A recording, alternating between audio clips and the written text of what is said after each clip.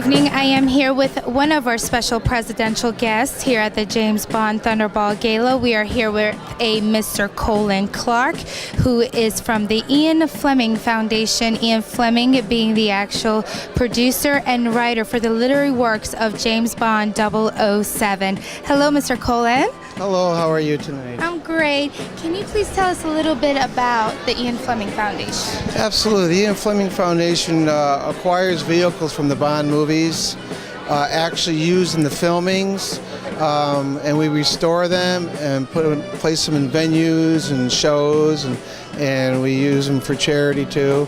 And we hope to have a vehicle or two here at the gala next year.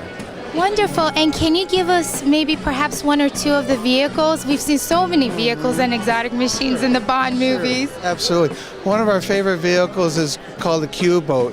It's a boat that Brosnan actually drove, the one that we have in the longest title sequence in The World's Not Enough in 1999. Another favorite that a lot of fans remember is the underwater Lotus, the submarine Lotus from The Spy Who Loved Me in 1977, and we have that as well. Well, I was reading up on the 50th Bond anniversary Bond magazine, and I recall that the boat was actually one of the favorite scenes of all the sequels. Now, it had a particular RPM. Can you tell us a little about the boat and the speed? Because I know that I read up on it having a turbo boost or boosting up. Of the Q-boat. Exactly. Yes, the Q-boat has a 355 horse V8 Chevy engine in it.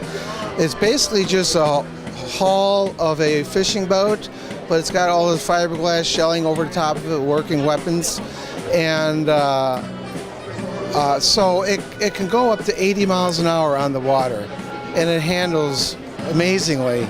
So yeah, and it has the rockets are not real on the back. That was CG'd, so.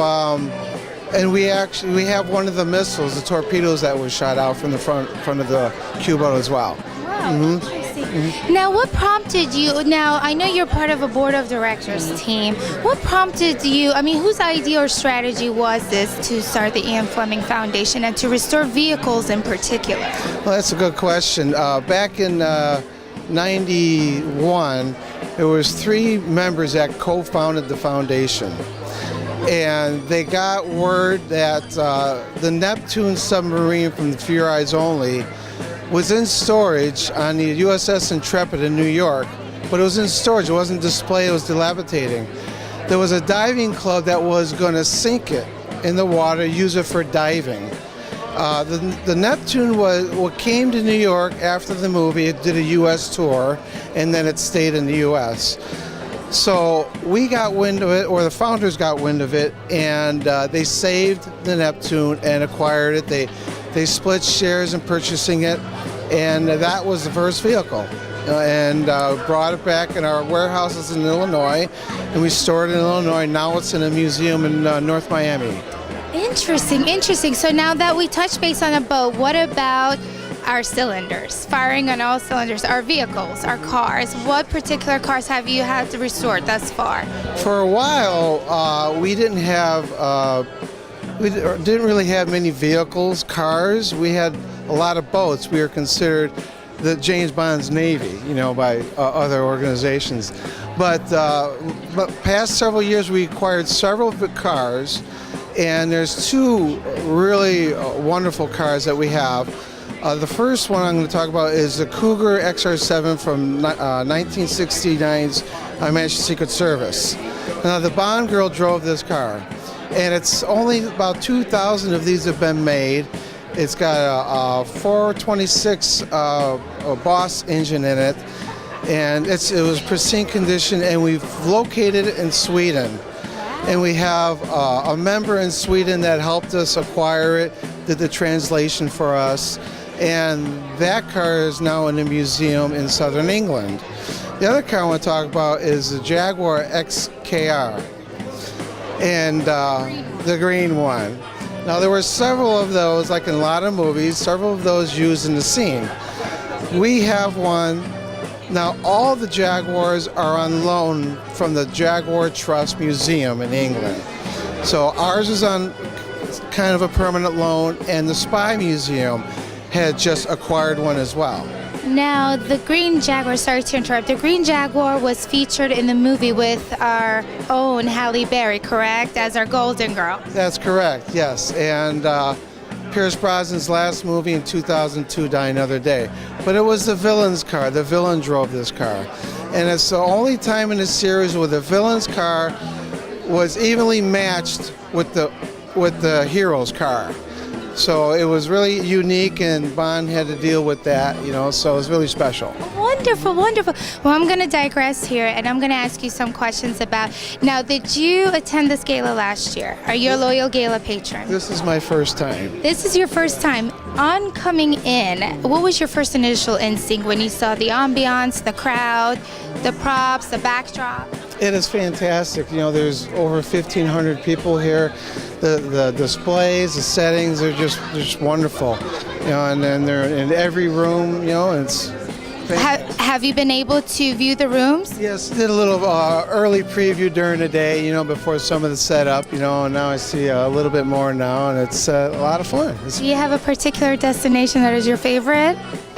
Which room? Well, we call them destinations because of course, technically, that makes sense. Figuratively, we are on a Bond World Tour. Yes. Well, of course, the ballroom, maybe, the Golden Room, and do a little gambling in the England room. Istanbul looked really nice, but we really want to check out the Iceland room. Iceland looks fantastic. It does. I haven't seen the sculptures yet, though. Oh, it's going to be quite a surprise. What is your favorite James Bond phrase? One I always remember is in Goldfinger, even though that's I have another one that's a favorite movie. But in Goldfinger, in the beginning, Connery is being attacked for a bad guy, and he throws him in the tub. And he throws a hate lamp into the tub, and the guy gets electrocuted. And Bond says, shocking, positively shocking. Now, what is your New Year's resolution for this year, for 2013? Oh, man, that's a good one. My New Year's resolution is to be more active in the foundation, do all I can, and volunteer and show these vehicles that we have. It's kind of a learning experience, a reminder to the public, of these vehicles. And in the end, our foundation wants to have a scholarship for writing students. So that's our ultimate goal. Advocating for film students, feature Well, writing students. Right. Because that's why we're called the Ian Fleming Foundation. So we're more in honor to Fleming, but the vehicles are helping us do that. Absolutely, absolutely. Well, for our viewers and audiences, for more information, where can they go to view and read about the Ian Fleming All Foundation? they have to go is www.ianflemingfoundation.org. Remember that. Well, thank you so much, Mr. Colin. It was a privilege meeting you this evening, and hopefully I could be able to, because I read some things about underground too, but that's for the members, correct? Yes. Yes. Okay. Well, thank you very much. You have a happy New Year and enjoy.